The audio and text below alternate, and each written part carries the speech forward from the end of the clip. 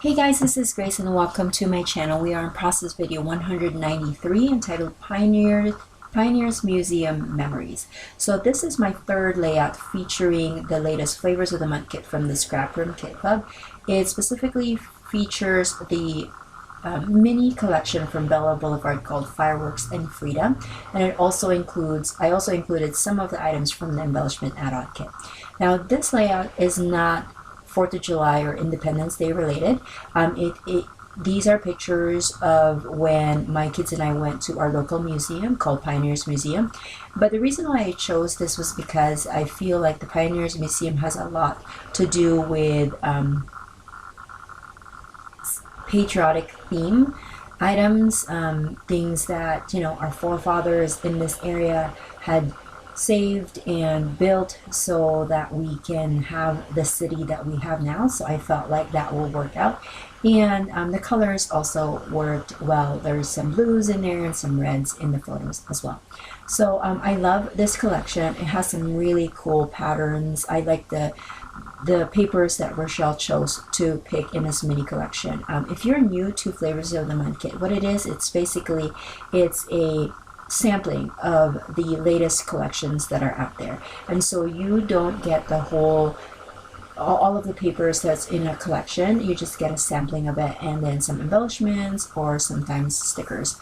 And I think that this is the best way to be able to, like I said, get a sampling of the latest collections out there without spending a lot of money, and also that you don't feel overwhelmed because you're basically just dealing with 3 pattern papers, 2 pieces of cardstock, and some embellishments. That could be stickers. In this case, it's die cuts. And so it's not very overwhelming. And plus, even though you think that that's not a lot, I actually can create a lot of pages from these kits. I still have a bunch of scraps from the previous collections or previous kits, so it's really worth the price that you spend on these kits. And the beauty of it's a no like you can cancel anytime. You don't have to commit to it. You can go month by month, so it's really great. If you need any more information about it, you can check out my description below because it will have a direct link to the website. And if you mention that you found the kit from my website, Rochelle, the owner, will actually give you a gift from your first order. So just a tidbit about that. So going back to the layout, I have a ton of pictures here. As you can see, this double page layout is just filled with photos, and I actually had more that I decided to not use for this layout because I didn't want it to be just a photo album, right? I wanted to have a little bit of space for all of the papers, or not all of it, but a little sampling of the papers and the embellishments. So I decided to go with whatever I have here. And then I also opened up some spaces for blocks for journaling, and also a block for just adding some more decorations. So my favorite part here would be the die cut shape of the USA, and then there's this bursting die cut, like fireworks die cut, that I added with some foam adhesive on top of the image of, or the shape of the USA. And it's just, and then I specifically put it where I would kind of, eyeballed where my state was. So that is my favorite part of this layout. Of course, the pictures and the stories, yes, but like the favorite part of my decoration would be that die cut and the starburst. And then I decided to use my Cricut for most of the projects that I've done, or I'm doing for this month's Flavors of the Month Kit projects. And one of them is creating a title. Now, I created Pioneers Museum, and I think that was my initial title, and then the memories was going to go for another layout.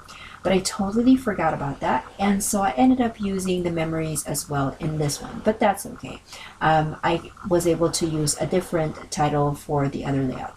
And so I pulled out all of the letters, and they were, as you can see, the word Pioneers Museum was very skinny, and so it was hard to take it out. So I had to just take out the film for that, just because it took too long. And then I did spray spray those with some spray adhesive to put them on the vellum. Initially, I wanted to just put it on that star paper, but it was just not standing out, especially those skinny letters.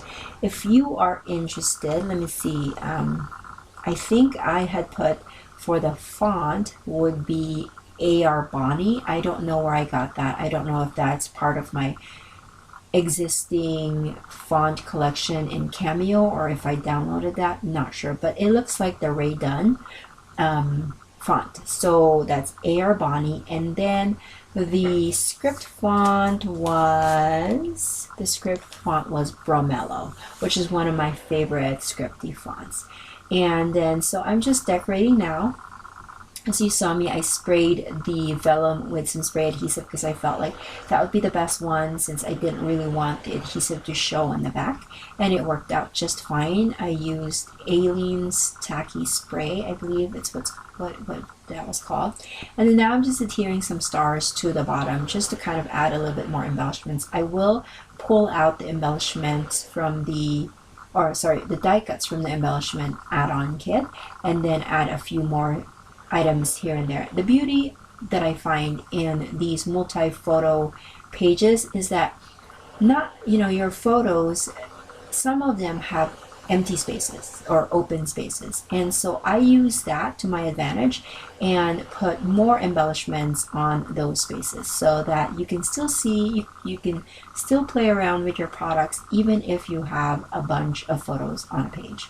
So I hope that this inspired you to create a double page layout this time around, or to create a 4th of July themed project this time around. And if you have any questions, make sure that you leave them in the comment section below, and I will catch you guys another day. Bye.